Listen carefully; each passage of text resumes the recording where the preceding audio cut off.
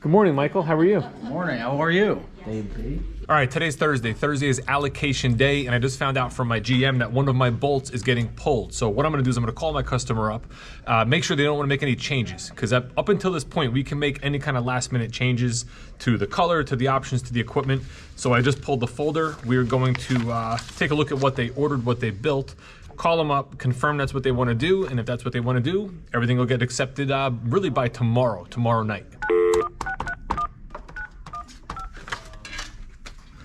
Voicemail. So what we'll do is we'll leave a voice message. We'll also send a quick email. Lisa, how you doing? This is Dave B over at Schumacher Chevrolet of Livingston. Got great news. Your Chevrolet Bolt allocation is being pulled today. So we have one day to kind of make any changes. I'm gonna send you a quick email just to confirm what we built back last month. Make sure that it's exactly the same way you want it now. If there are any changes you want to make, just let me know, please, before the end of the day today. Number here is 973-992-9100. Talk to you soon. Bye. I just had a customer stop by and test drive this Equinox Premier that we just got finished detailing. It's a certified pre-owned. I'm gonna just take the plate off. This is one of those interesting situations in the car business when it gets to be the relationship between salespeople.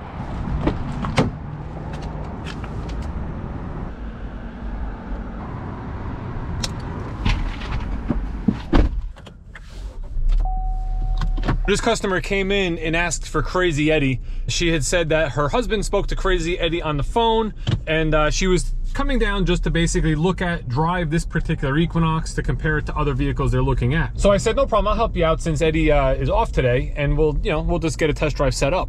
So I take her license, I take her information, I'm putting her in the system as she's test driving the vehicle, and they're not in the system anywhere. There's no phone number that matches, there's no name that matches, there's nothing in the system that shows that this client was here and they actually talked to Ed.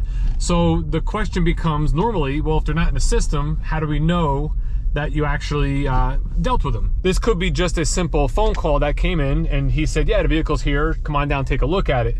Now, the question is, if that's the case, and that's all the time he spent, does he get half a deal if I sold the vehicle, or does he get like a referral bonus or an appointment bonus or something to that nature that really I would be responsible to pay him, because all he really did was take a phone call? Whereas when the customer came in, I spent the time demoing the vehicle, test driving the vehicle, going over numbers, all that sort of stuff. So we're gonna see how this pans out. We do not have a deal as of yet. We may have one at the end of the day. She was leaving here, going to test drive another car, and then she said she'll call me and let me know.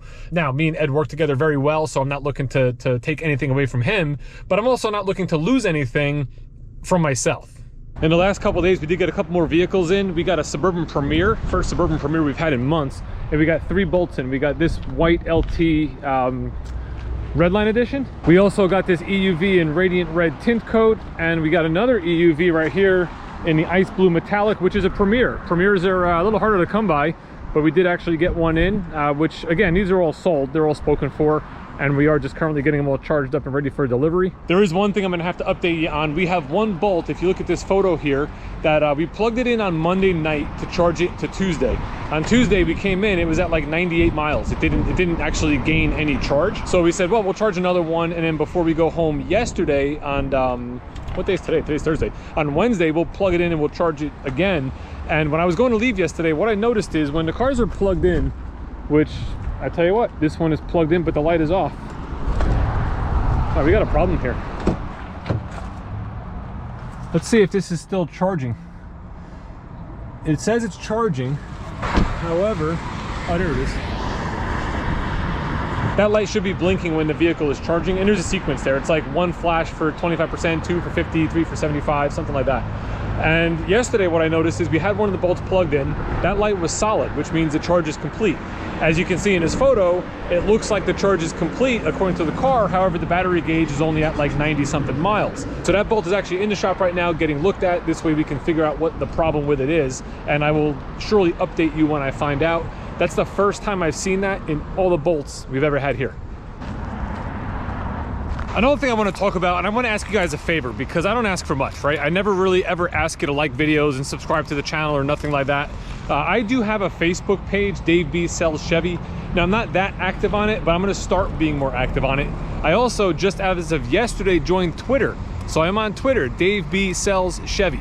Now, the purpose of those two platforms, I think, is to highlight vehicles like this, a 2019 certified pre-owned Chevy Suburban. The Chevy Suburban is a very tough vehicle for us to get. It's very rare that we get one in. So when we get them in, they go super fast.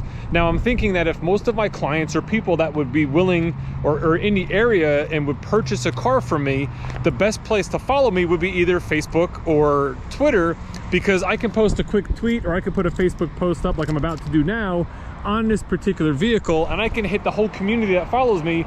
So if you're in the market or you know someone in the market, you will really be like the first person to know when I get a great vehicle in. You know, because what happens is a vehicle like this comes in, all the salespeople start contacting their customers, they start calling. But wouldn't it be a lot quicker if I can just, boom, post a Facebook post, post a tweet, this is here, it's available, call me. And I can hit the whole community or anybody who's interested in buying a car from me that's in the area. So especially if you're in the area, go to Facebook, go to Twitter, Dave B Sells Chevy. I'll put links down below. And right now what I'm gonna do is I'm gonna do just that. I'm gonna take about 9 or 10 photos of this Suburban and I'm gonna put it up on Facebook so people know it's here.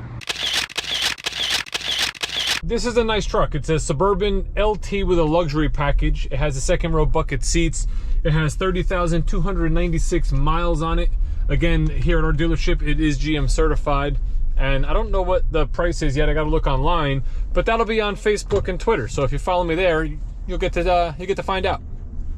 Going back to the situation with Ed, I just kind of took a peek at something on his desk and I found that he did in fact have the customer's information written down. It was a name and a number, the vehicle they were interested in. So he wrote it down quick. Now, I'm gonna give him the benefit of the doubt here, because in this industry and in this business, you get pulled in 1,000 different directions all the time. So he could have been in the middle of something.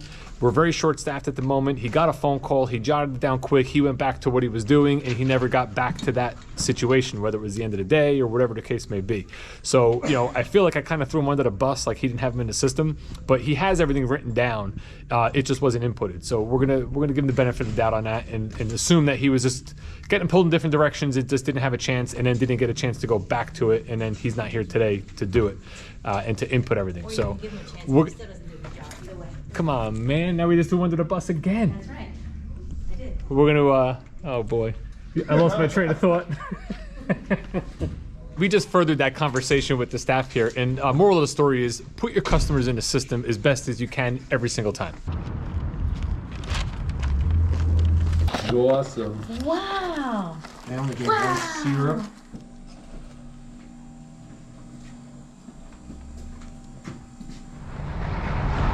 All right, the black bolt that had the issue where it was showing that it was fully charged has gone through its PDI process.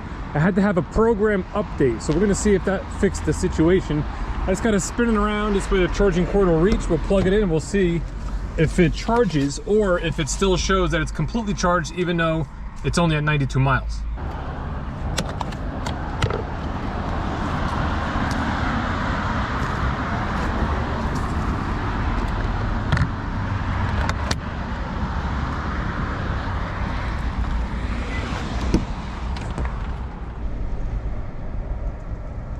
Okay, it's looking good. It's now giving us an indication that it's charging, and it's giving us a time of when it should be done charging.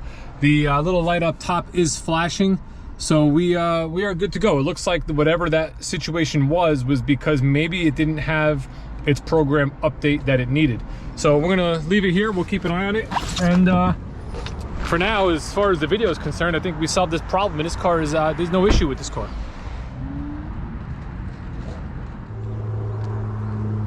It's currently about 10 to 4. It's getting dark out. The sun's going down, at which point the GoPro is not going to be functional. So we're going to have to end the video here. Makes it a little more difficult to film in the winter months because you have less of a window to film in.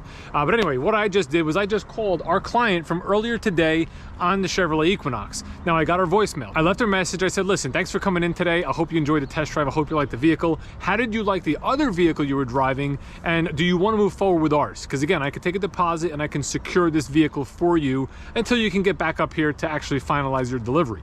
Now, the reason I want to do that as a salesperson is I want to make sure I do as much as I possibly can to close that deal and to get credit for that sale.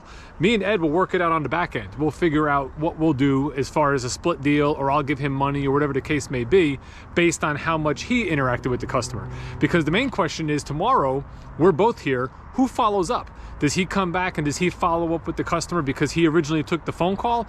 Or do I follow up with the customer because now I'm the one who actually met her, test drove the vehicle, and and worked the deal in a sense? Now, mind you, I dealt with the wife, he dealt with the husband, so it's two different people there. But anyway, what do you think? Who should follow up and who should proceed with the customer if she decides not to buy the car with me today? Who handles it tomorrow?